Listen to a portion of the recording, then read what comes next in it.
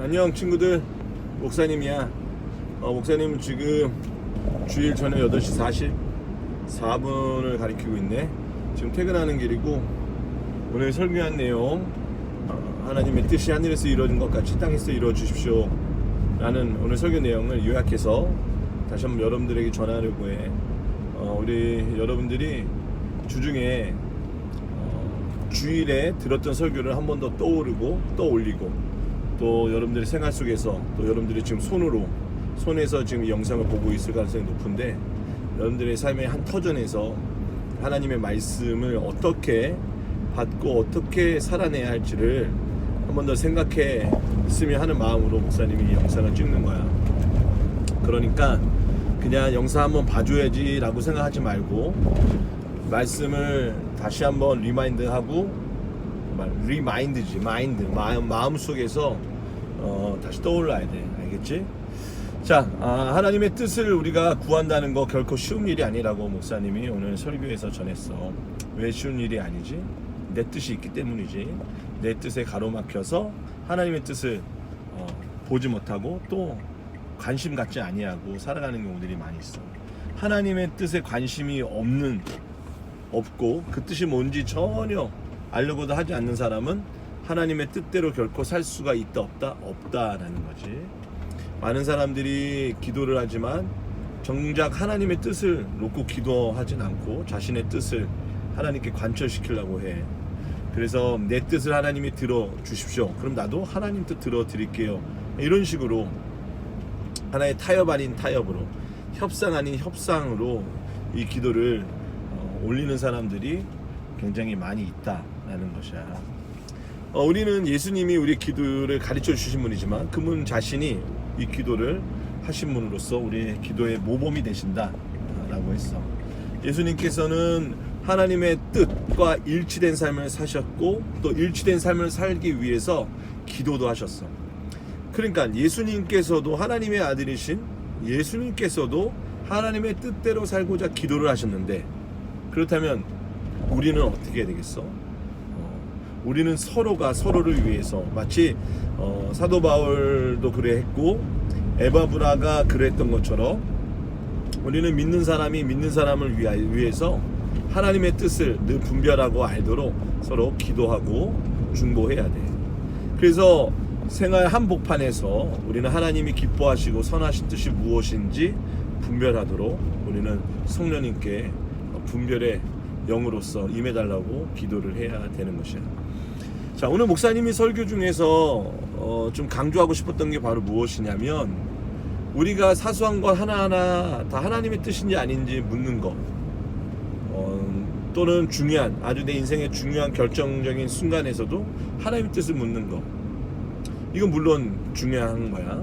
그러나 우리가 하나님의 뜻과 일치된 삶, 또 하나님의 뜻을 구하며 그 뜻이 무엇인지를 늘 분별하려고 살아가는 사람들은 하나님의 뜻과 크게 벗어나서 생활하지 않는다는 것이고, 마르틴 루터 선생님이 그랬듯이 우리가 하나님의 뜻을 위해서, 그 뜻을 위해서 살아가고자 할 때 우리가 하나님께 구하는 그 기도도 하나님의 뜻을 나타내는 기도가 될 수 있다는 것이지.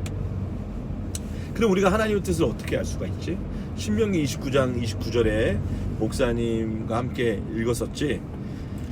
하나님은 모든 것을 다 우리에게 나타내지 않으셔. 그건 하나님의 영역이고 하나님의 것이야. 그러나 하나님이 우리에게 주신 것, 우리 것이라고 할 수 있는 것이 있는데, 그것은 바로 율법, 성경 말씀이다. 우리에게 주신 하나님의 뜻이 담겨져 있는 말씀이다 라는 거야.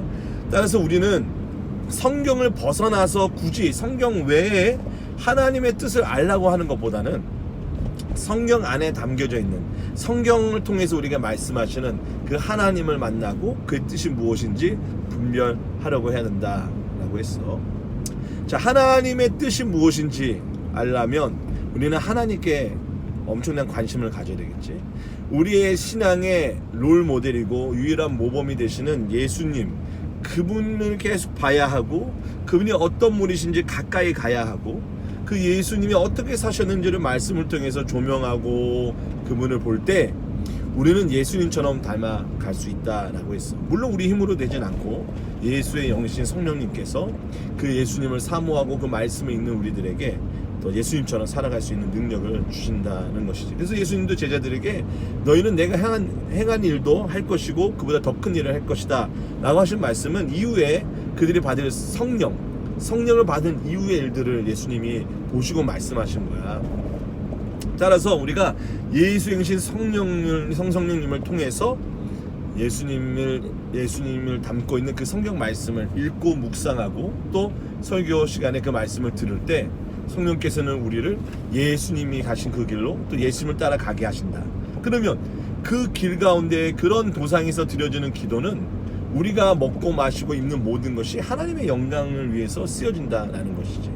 알겠지? 전쟁터에 나가 있는 군인이 배불리 먹고 마시는 그 모든 것은 전쟁을 위해서 힘을 쓰기 위해서 먹고 마시는 것이지. 그치? 그러나 오로지 자기의 자랑과 자기의 욕심을 위해서 먹고 마시는 것, 그것은 아무리 교회에서 만든 음식을 내가 봉사하는 차원에서 돈 주고 사서 먹고 가난한 삶을 돕기 위해서 후원한 돈으로 받아 먹는 음식이라 하더라도 그것은 자기의 유익, 자기의 자랑을 위해서 먹고 마시는 거야.